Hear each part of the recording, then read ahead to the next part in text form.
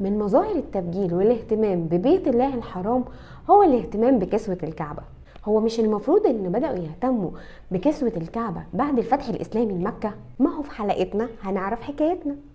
من المعروف ان سيدنا ابراهيم وابنه اسماعيل عليهما السلام اول من رفعوا قواعد الكعبة، وفي الجاهلية شافوا ان الكعبة دي مكان مقدس فلازم يستروه او يغطوه، فما كانوش شايفين احلى ولا اجمل ان هم يعملوا كسوة للكعبة.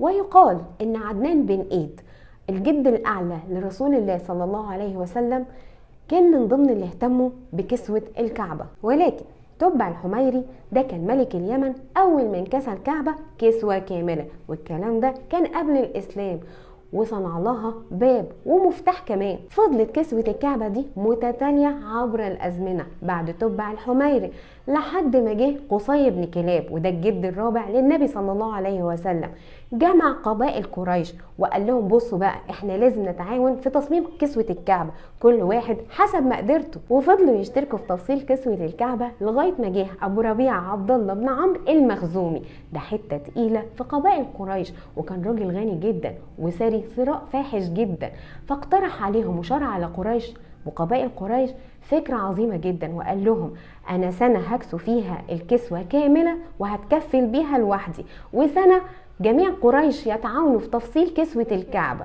وقالوا له على البركة، انت سنة واحنا سنة. ما كانش فيه ترتيب معين لكسوة الكعبة، يعني ما كانش بيستخدموا قماش او قطعة واحدة ولون واحد لكسوة الكعبة، لا ده كانوا بيجمعوا ثيابهم وكان بيخيطوها ويفصلوها وبيكونوا منها كسوة الكعبة، وما كانوش مقيدين بلون معين ليه. وفي الجاهلية كان شيء اساسي عندهم لما يجوا يحطوا كسوة الكعبة بيصر ان هم يحطوها ويكسوا الكعبة في يوم عاشوراء. ده مش بس كده، ده كانوا بيصوموا اليوم ده كمان. ايه ده؟ طب ازاي؟ ده زي ما ذكر البخاري، لان بني قريش كانوا بيعظموا الكعبة جدا وكانوا شايفينها مكان مقدس، فقالوا ان هم لازم عشان يقدروها يكسوها. وفضل سادة قريش واعيانها يكسوا في الكعبة ويفصلوا كسوة الكعبة لغاية ما جه الفتح الاسلامي لمكة. بس خدوا بالكم، قبل الفتح الاسلامي لمكة ما كانش مسموح للنبي صلى الله عليه وسلم انه يكسو الكعبة، وده كان بامر من قادة قريش. وفي اليوم اللي ضاع فيه العباس، ومين العباس ده؟ ابن نتيلة بنت جناد زوجة عبد المطلب، ده جد النبي صلى الله عليه وسلم، ندرت ندر وقالت لو ابنها رجع لها هتكسو الكعبة كسوة كاملة. وبالفعل ابنها رجع لها ووفت بالندر اللي ندرته واتكفلت بكسوة الكعبة كسوة كاملة. كسوة الكعبة كانت عادة عند العرب، وخصوصا بعد الفتح الإسلامي لمكة، وأصبحت عادة متوارثة للخلفاء الراشدين ابتداء من أبو بكر، فكان بيعمل كسوة الكعبة من قماش اسمه القطابي، ومن بعده عمر بن الخطاب. بس عمر بن الخطاب أمر بأن تكون كسوة الكعبة من بيت مال المسلمين. ده مش بس كده، ده كمان أمر بخياطة وتفصيل كسوة الكعبة في مصر.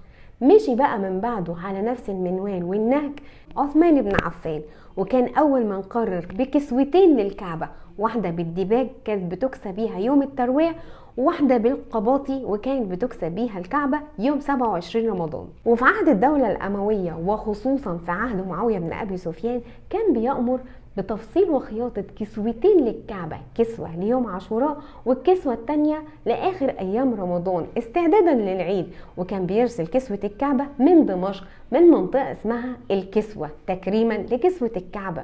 ده مش بس كده، ده كان بيعطب وبيطيب كسوة الكعبة مرة في موسم الحج ومرة في شهر رجب. ده حتى العباسيين اهتموا بكسوة الكعبة، لأن في عهدهم بدأوا يهتموا كده ويدخلوا التلوين والتطريز. أما بقى هارون الرشيد أمر بصناعة كسوة الكعبة من طراز اسمه تونة، ده شغل فاخر من الآخر، يعني حاجة كده جميلة جدا. ده غير الخليفة المأمون اللي كان بيكسو الكعبة 3 مرات في السنة، مرة منهم بالديباج الأحمر وكان بيكسو بيها الكعبة يوم التروية، وحاجة اسمها القباطي وكان بيكسو بيها الكعبة يوم غرة رجب، وحاجة اسمها الديباج الأبيض وكان بيكسو بيها الكعبة يوم 27 رمضان. ومع دخول الدولة الفاطمية بقى أو العهد الفاطمي كانت كسوة الكعبة بيضة، وفي عهد المملوكي وتحديدا في عهد الظاهر بيبرس كانوا شايفين ان كسوة الكعبة دي وصناعة وتفصيل كسوة الكعبة دي شرف بيتباهوا بيه، ده ممكن يقتلوا بعض فيه. وخصوصا بقى لما امر ملك اليمن انهم يشيلوا كسوة الكعبة المصرية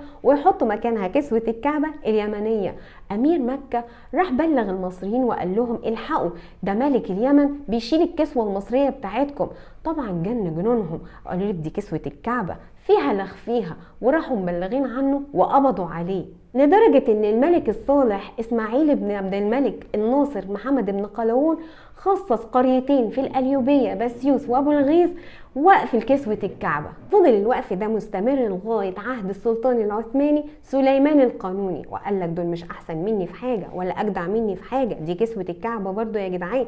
وراح مخصص 7 قرى موقوفين لكسوة الكعبة، وكان بيرسل الوقف بتاعهم بانتظام من مصر لدولة الحجاز. اهتم السلطان سليم الاول بكسوة الكعبة وزركشها زركشة جميلة جدا، واهتم كمان بكسوة الحجر النبوية في المسجد النبوي، واهتم كمان بكسوة مقام سيدنا إبراهيم عليه السلام. وفضلت كسوة الكعبة تطلع من مصر لبلاد الحجاز لغاية عهد محمد علي باشا، ده كان هادم اللذات ومفرق الجماعات.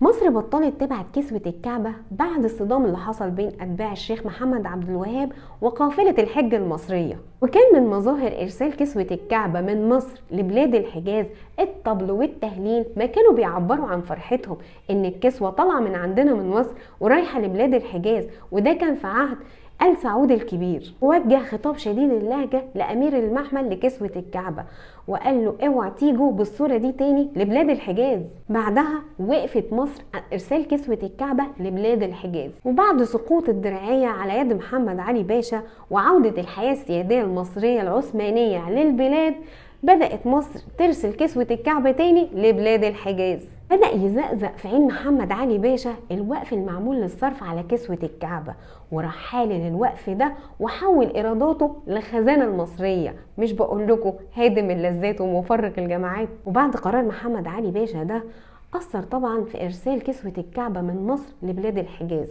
فبدأ يستمر في التأثير بشكل سلبي شيئا فشيئا لغاية ما انتهت خالص وبقت مصر ما بتبعتش كسوة الكعبة لبلاد الحجاز، وكان آخرها سنة 1381 هجريا. وبقت المملكة العربية السعودية هي اللي مختصة بخياطة وتفصيل كسوة الكعبة دون غيرها. وتكلفة كسوة الكعبة بقت بتتجاوز 25 مليون ريال سعودي، يعني ما يقرب من 6.66 مليون دولار أمريكي، ووزنها 670 كيلو جرام، يعني حاجة كده تقيلة الحيل. وغير ان هي بتطرز بأسلاك من الذهب عيار 24، يعني حاجة في منتهى الروعة والجمال والتصميم الفوق الخيال. انتوا عارفين بقى ان كسوة الكعبة اسمها راما ولامور، وباب الكعبة اسمه ريتاج، وبيتفتح 3 مرات في السنة علشان يغسلوا الكعبة من جوه. ومفتاح الكعبة او مفتاح باب الكعبة اسمه لارين. دي كانت كل المعلومات عن كسوة الكعبة. اتمنى تكون الحلقة عجبتكم واشوفكم في حلقة جديدة من اعرف التاريخ.